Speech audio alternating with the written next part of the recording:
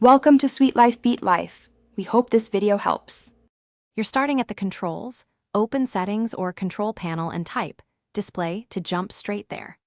Once done, check whether your system uses an integrated or dedicated GPU, because that affects available resolutions and scaling. Make sure any external monitor is plugged in and detected before you change settings, so you avoid temporary black screens. Also note the current resolution and refresh rate so you can revert if needed. This keeps you safe while you experiment. Now adjust resolution and scaling step by step.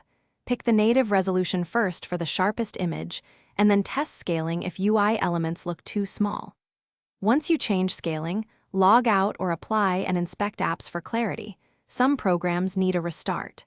If you're using two screens, set primary display and choose Extend, Duplicate, or Second Screen only. Finally, open Advanced Adapter Settings to adjust refresh rate or color depth if color or motion looks off. Finish by applying your changes and confirming them when prompted. The system typically reverts after a timeout, so make sure you accept if it looks right.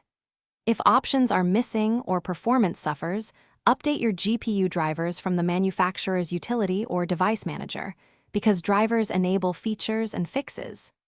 If the display goes blank, don't panic.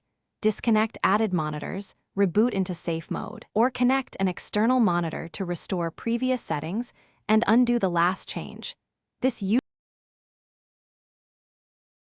Thanks for watching. Consider subscribing if we helped you.